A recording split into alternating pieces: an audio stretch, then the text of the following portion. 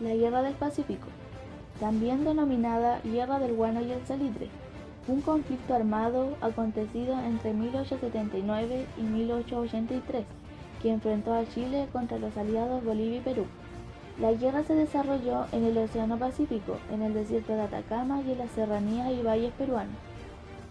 Hombres de destacada participación fueron Francisco Veronesi, Andrés Cáceres, Miguel Grau, Arturo Prat, Ignacio Carrera Pinto, Pedro Lago, Eleuterio Ramírez, el gran presidente Baquedano y muchos más.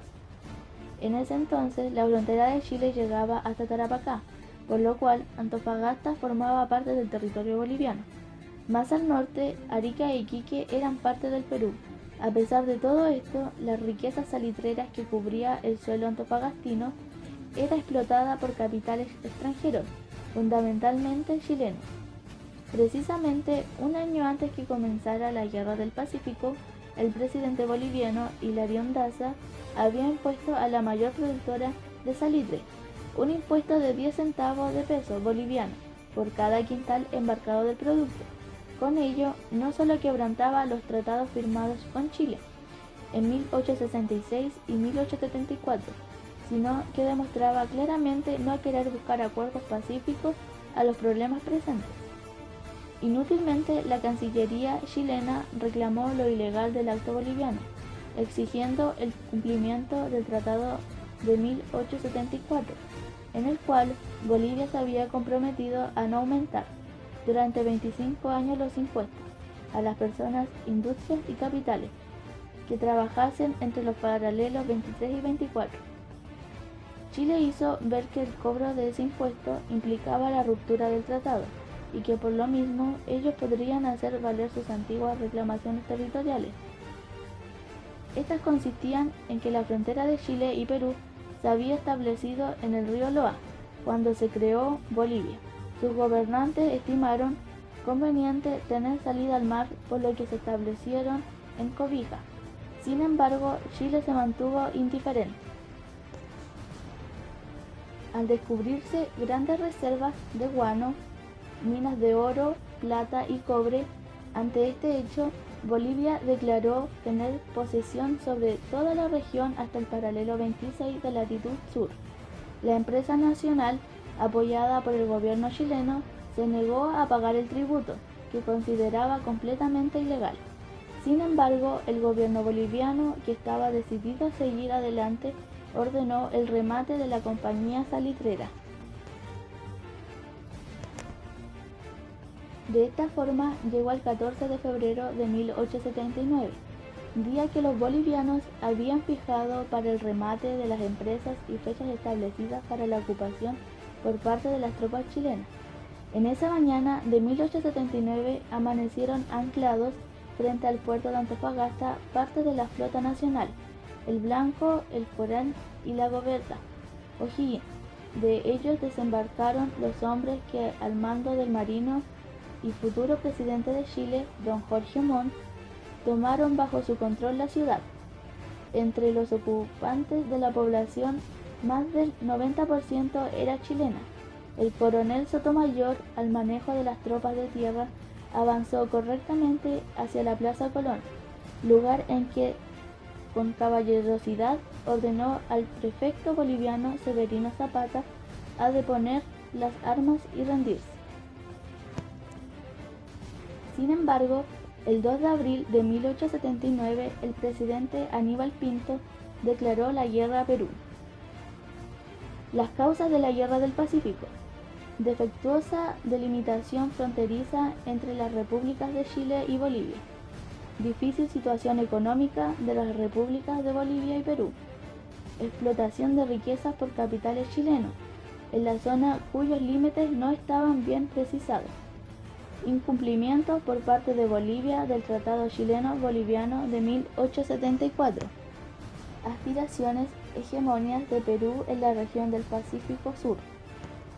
Confiscación de los bienes de las compañías mineras chilenas y remates de las salitreras ordenadas por el presidente de Bolivia, general Hilarión Daza. En febrero de 1878, el gobierno boliviano estableció un nuevo impuesto a la empresa chilena, Compañía de Salitre y Ferrocarril de Antofagasta. El gobierno chileno protestó esta demanda y quiso dejarlo en manos de un árbitro, pero Bolivia lo catalogó como un problema interno entre estos dos países. El gobierno boliviano rescindió la licencia a la compañía chilena, embargó sus bienes y los puso a remate. El día del remate, el 14 de febrero de 1879, Chile y sus fuerzas militares ocuparon Antofagasta, ciudad habitada mayoritariamente por chilenos, y así iba posesionando territorios del enemigo. Perú, que se consideraba un aliado secreto de Bolivia, ordenó preparar sus fuerzas militares y simultáneamente envió un diplomático a Chile para medir. El 1 de marzo, Bolivia se declaró en estado de guerra contra Chile. Nuestro país le negó la guerra también a Perú, y es ahí donde el gobierno peruano sale en defensa de Bolivia. Se declaró la guerra entre Chile versus Perú y Bolivia el 5 de abril de 1879. La guerra era accesible solo por mar. Bolivia abandonó militarmente la guerra en 1880, tras la derrota aliada en Batalla de Tacna. El ejército del Perú fue derrotado un mes después en la Batalla de Arica. Luego, tras vencer en las batallas de Chorrillos y Miraflores al ejército peruano organizado en Lima, las fuerzas chilenas ocuparon aquella ciudad en enero de 1881.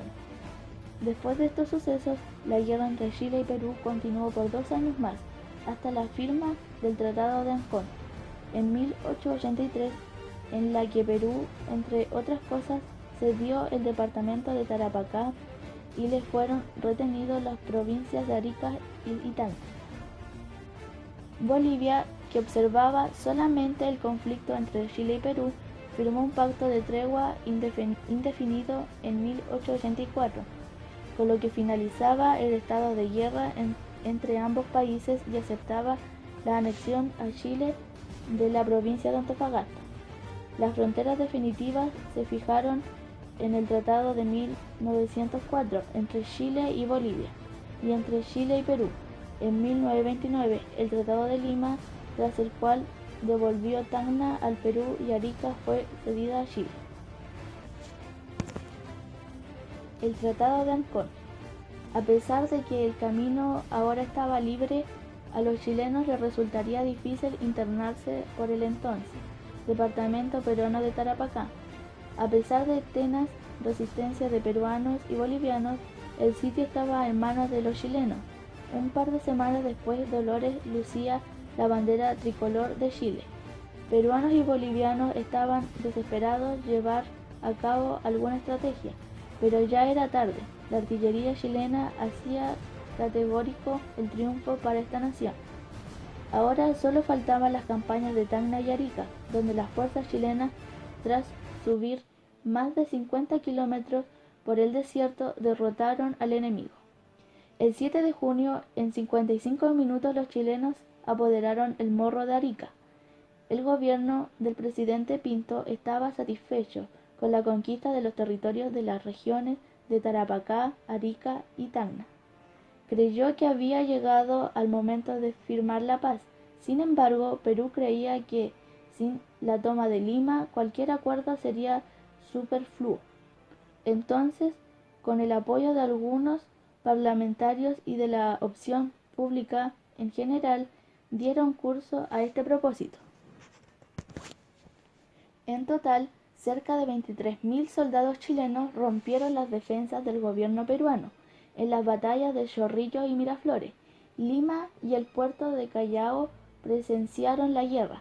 4 días después, el 18 de enero, Manuel Baquedano tomaba para el dominio chileno la capital peruana. En Chile, la alegría era completa. En Perú empleaban todas las artes de la diplomacia para rescatar algo de todo lo perdido y algunos guerrillos intentaban resistirse desde la sierra. Finalmente, el Tratado de Ancón, firmado el 20 de octubre de 1883, puso orden en la conflictiva situación. En el Perú cedía a Chile a perpetuidad e incondicionalmente la provincia de Tarapacá, mientras que Tacna y Arica quedaban en manos chilenas por 10 años, al cabo de los cuales se harían un plebiscito para determinar a qué país querían pertenecer. Al año siguiente, mediante un pacto de tregua con Bolivia, Chile pasaría a administrar como propio el litoral boliviano hasta el río Loa. De este modo, la Guerra del Pacífico había concluido. La campaña marítima, 1879. Desde el comienzo hubo serias diferencias entre el gabinete del ministro Belisario Prat y el propio presidente Pinto, quien se inclinaba por una solución pacífica al conflicto. El ministro tenía el plan de atacar directamente al Callao, pero Juan Williams, comandante de la escuadra, quería bloquear Iquique, zona de abastecimiento de los aliados. Este plan consistía en que le privaran de recursos a Perú y con esto obligar a su escuadra a abatirse en el mar. Con dicha acción comenzó la campaña marítima. El bloqueo se hizo efectivo desde comienzos de mayo. Cabe destacar que el ministro Prat tuvo que renunciar siendo reemplazado por Antonio Vara. Las naves que debían hacerlo eran las más antiguas de la Armada chilena, la Esmeralda y la Covadonga. El combate naval de Iquique. Un gran espíritu de patriotismo había en Chile. Con entusiasmo y valentía, miles de jóvenes se dispusieron a defender los intereses de la patria. Vencedores nosotros en el mar, el campo de batalla será el Perú. Estas fueron las palabras del presidente Pinto, y así sucedió. La escuadra chilena, que se componía de los barcos blindados Cochrane y Blanco, más unos cuantos buques de madera viejos y lentos, entre los cuales estaban la Esmeralda y la Covadonga, muy débiles en comparación al enemigo. Perú, sin embargo, tenía mejores hombres, con más preparación y naves mucho más grandes.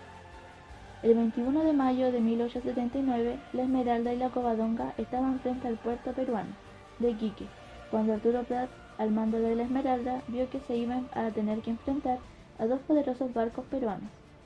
En la madrugada de ese día, en medio de una espesa niebla, el vigilante alcanzó a ver dos grandes embarcaciones que se acercaban. Eran el Huáscar y la Independencia. Muchachos, la contienda es desigual. Nunca nuestra bandera se ha arriado ante el enemigo. Espero, pues, que no sea esta la ocasión de hacerlo. Mientras yo esté vivo, esa bandera flameará en su lugar. Yo os aseguro que si muero, mis oficiales sabrán cumplir con su deber. ¡Viva Chile! Cuando el capitán don Arturo Prat, al mando de la Esmeralda, y luego de pronunciar esas valientes palabras, dirigía la batalla hasta dejar su vida en el mar, pero a Chile con la frente en alto, comenzaba la Guerra del Pacífico. La Esmeralda recibió los bombardeos del Huáscar, ya que estaba imposibilitada de moverse por tener malas sus calderas.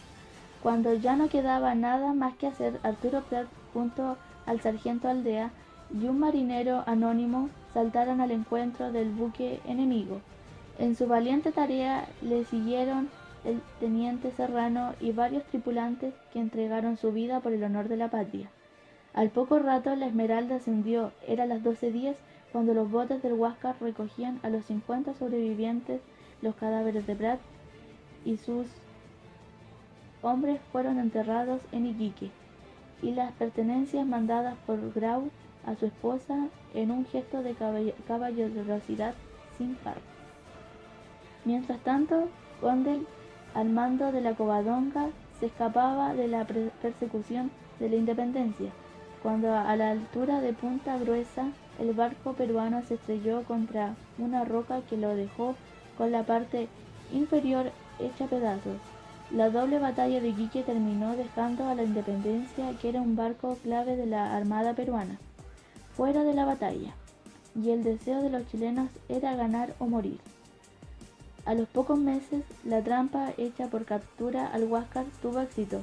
En Punta Angamos se estrelló contra una barrera y tras un desesperado combate en el que murió el almirante peruano Miguel Grau, el barco tuvo que rendirse. De este modo, la ruta hacia el Perú quedaba despejada.